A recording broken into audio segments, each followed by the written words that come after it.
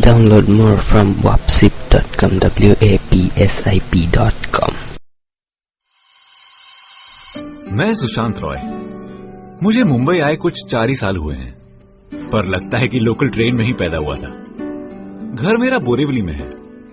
रोज बोरीवली से दादर और दादर से बोरीवली ट्रैवल करता हूं।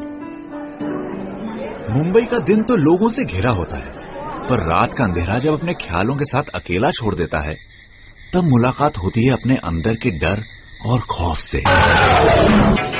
जिस लोकल में मैं ट्रैवल करता हूं, रात में उसके पहिए भी थक के सो जाते हैं। तभी शायद सुस्ताने के लिए बोरीवली स्टेशन से पहले कुछ देर ट्रेन रुक जाती है।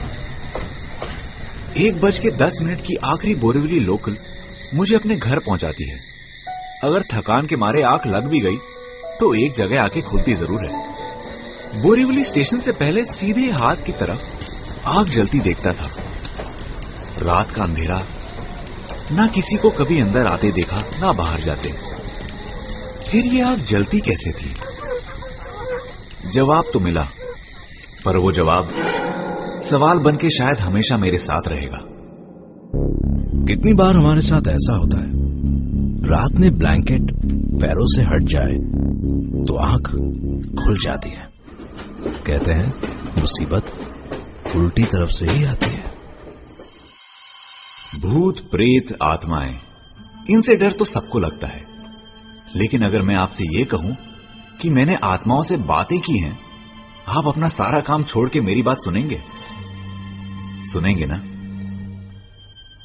4 साल पहले मुंबई आने के बाद शुरुआत के दिनों में घरवालों की बहुत याद आती थी। एक वीकेंड प्लान किया था कि बरेली वापस जाके घरवालों को सरप्राइज दूं। निकल पड़ा। घर पहुंचा, घरवालों ने पिकनिक का प्लान बना लिया। मेरी कजन है स्वाति, हमेशा खुश। पिकनिक के लिए भी सबसे ज्यादा वही एक्साइटेड थी। पिकनिक का एक दिन निकल गया। अगले दिन स्वाति गायब हो गई। बहुत ढूंढा, 2 घंटे हो गए। तभी किसी ने कहा, अरे वो बगल वाले कॉटेज में तो नहीं चली गई? हाँ, हो सकता है। बच्चे दिख गए होंगे, खेलने में लग गई होगी ना। सुशांत, जरा देख तो। मैं चला गया स्वाति को ढूंढने। कॉटेज को बाहर से देखा तो लग रहा था कि अंदर कोई नहीं रहता। गेट खोला। स्वाति! स्वाति मिल तो गई, पर क्या वो स्वाति ही थी? स्वाति!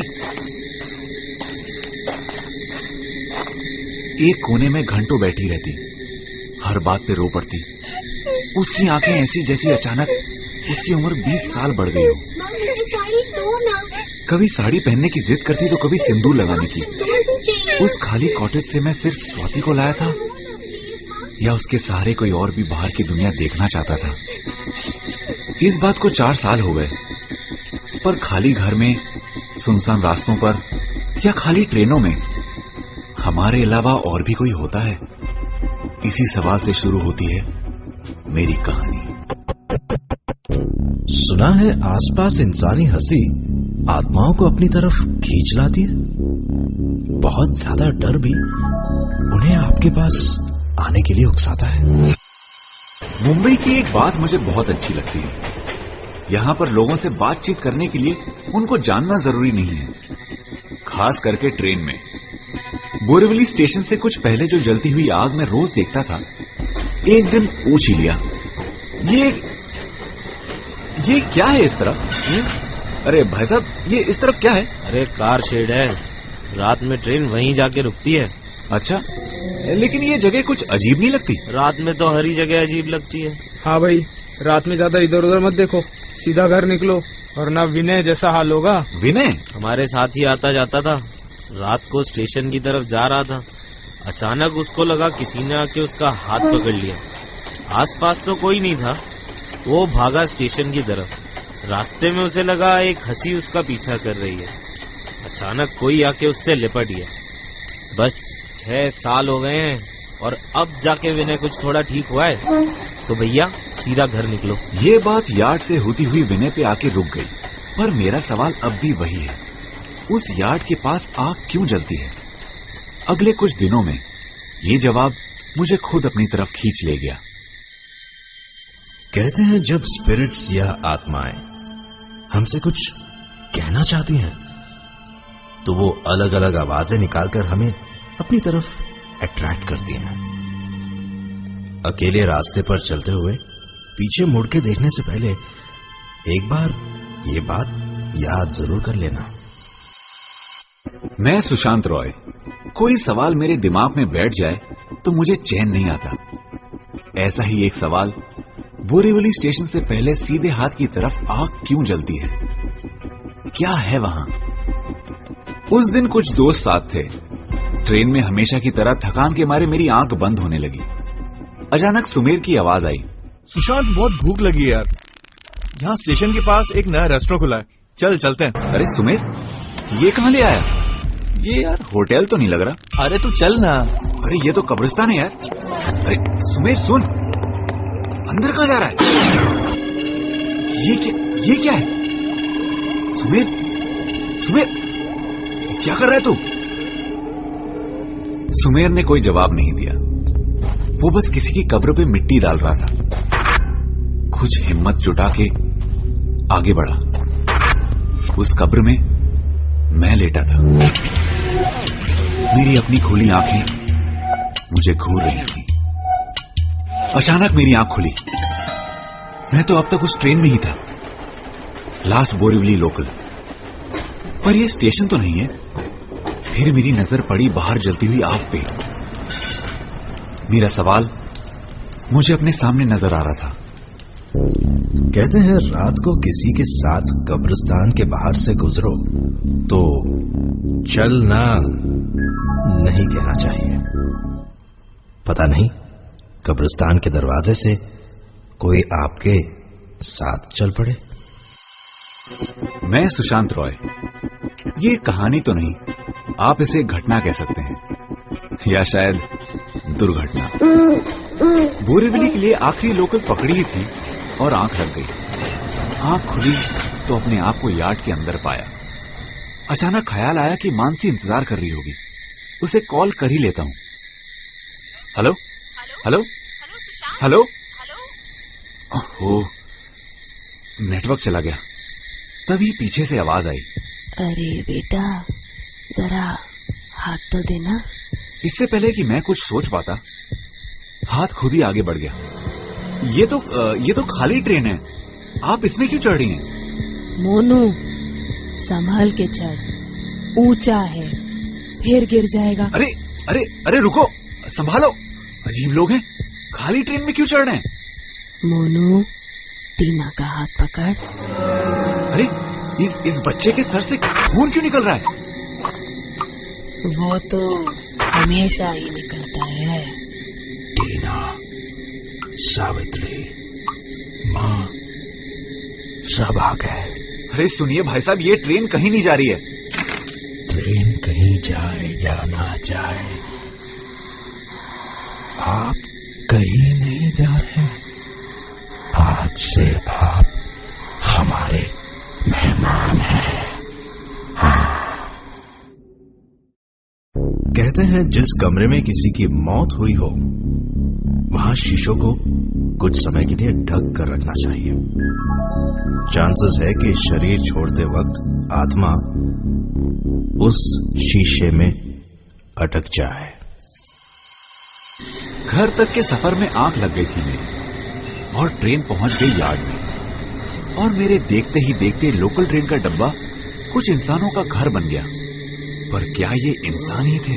जब उस आदमी ने मुझसे कहा, आप कहीं नहीं जा रहे, आज से आप हमारे मेहमान हैं। हाँ। मैं कुछ समझा नहीं। क्या मतलब? मैं मुड़ के वहां से भागना चाहता था। मुझे पता था मेरे आसपास कुछ गलत हो रहा है, पर डर के मारे मेरे पांव वहीं पर जम गए। अंकल, आज से आप मेरे ही कमरे में रहेंगे ना? प्लीज। वो छोटी बच्ची जिसे वो लोग टीना बुला रहे थे, उसने बढ़ के मेरा हाथ पकड़ लिया और कंपार्टमेंट के दूसरे कोने तक खींचने लगी। अंकल चलिए ना, चलिए। उसके हाथ बर्फ जैसे ठंडे, पथरीले, और उस बच्ची की पकड़ मुझे जैसे लगा उसने मेरी कलाई नहीं मेरा गला पकड़ लिया हो। अभी मैं सीट की तरफ बढ़ा ही था कि पीछे से आवाज आई, टीना, रोज कहती हूँ अपना हाथ संभाल के रख, कहीं भी छोड़ देती है। हाँ, मैं डर के पीछे मुड़ा और उसकी माँ के हाथ में एक सचमुच का हाथ था। मैंने टीना की तरफ देखा और देखा कि उसका एक हाथ कटा हुआ था। सुना है कोई घर अगर कुछ दिनों के लिए या महीनों के लिए बंद हो तो उसमें आवाज के साथ एंटर करना चाहिए। पता नहीं अंदर कोई हो जो आपके अचानक दरवाजा खोलने से डिस्टर्ब हो जाए और फिर आपको डिस्टर्ब करे। एक बच्ची जिसका एक हाथ कटा हुआ है, फिर भी वो मुस्कुरा रही है। एक आदमी जो कोने में बैठा कब से एक ही चाकू तेज कर रहा है। कहां फंस गया हूं मैं? ना रो पा रहा हूं ना चीख पा रहा हूं। बचपन में जब कुछ अजीब सवाल पूछता था तो माँ कहती थी, अरे बेटा ऐसे सवाल नहीं करते, खाली दिमाग शैतान का घर होता है। क्या ये वही घर है? कौन है ये सारे? मैं इस यार्ड को अंदर से देखना चाहता था पर क्या इसके बाद मैं कभी बाहर की दुनिया देख पाऊंगा? ये ख्याल आते ही मेरे कदम खुद ब खुद दरवाजे की तरफ बढ़ने लगे। अचानक उस ट्रेन का पूरा डब्बा गूंजने लगा। अगला स्टेशन जोगेश्वरी, पुढ़ीर स्टेशन जोगेश्वरी। अगला स्टेशन गोरेगांव, पुढ़ीर स्टेशन गोरेगांव। अगला स्टेशन मलाड। तभी मेरा फोन बजने लगा। स्टेशन मलाड। अगला station hello, Kandivali, railway helpline. पुढ़ीर स्टेशन हेलो, कांदिवली। यात्रीगण कृपया हेलो। ध्यान दें, ये गाड़ी यार्ड में जाएगी। हेलो, यार्ड में जाएगी, कृपया इस लोकल से यात्रा न करें। यात्री कृपया लक्ष द्या, या ट्रेन में प्रवास करू नका। ही ट्रेन। हेलो, हेलो, हेलो, क्या हुआ? ये रुकी हुई ट्रेन में अनाउंसमेंट क्यों हो रहा है? ये सब कहां भागूं मैं? क्या करूं? लोग कहते हैं सीढ़ियों के नीचे से कभी मत गुजरो।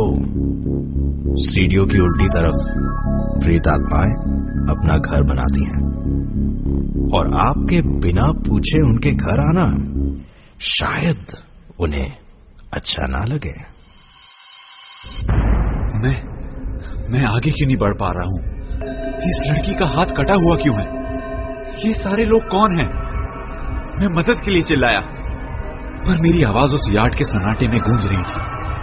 तभी मुझे ऐसा लगा कि पीछे से कोई रेंगता हुआ मेरी तरफ आ रहा हो। मुड़कर देखने की हिम्मत नहीं थी। किसी ने मेरे पैरों को छुआ। लोगों की भीड़ जैसे स्टेशन पर उतरने के लिए तैयार होती है, वैसे ही बहुत सारे लोग रेंगते हुए ट्रेन से बाहर निकल गए। ये सब नहीं हो रहा है मेरे साथ, ये सब नहीं हो रहा है। अभी आंख खुलेगी और मैं घर पहुंच जाऊंगा, अपनी मानसी के पास। मैं डब्बे के उस खुले दरवाजे की तरफ भागा और प्रेत आत्माएं कभी कभी अपने आप को खुशबू के जरिए जाहिर करती हैं।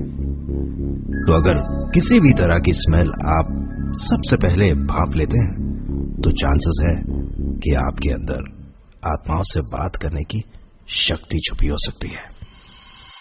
रोज दादर से बोरीवली के अपने सफर में सोचता था कि ये यार्ड के बाहर आग क्यों जलती है। रात को रुकी हुई ट्रेन में क्या सच में कोई नहीं होता? दिन में लोकल ट्रेनों में इतने लोग होते हैं कि सांस लेने की जगह नहीं होती है, लेकिन रात में इस लोकल की सांसें कैसे चलती हैं? क्या होता है इनके अंदर? इस सवाल का जवाब मुझे हमेशा के लिए इस ट्रेन में छोड़ गया। भूत, प्रेत, आत्माएं, उस ट्रेन का परिवार अब मेरा परिवार है। अब भी मैं हर रात बोरीवली के लिए आखिरी लोकल पकड़ता हूं, पर अब मेरा घर बोरीवली में नहीं, उस यार्ड में है। कभी ट्रेन में बैठे बैठे आंख लग जाए तो आप भी आइएगा मेरे घर।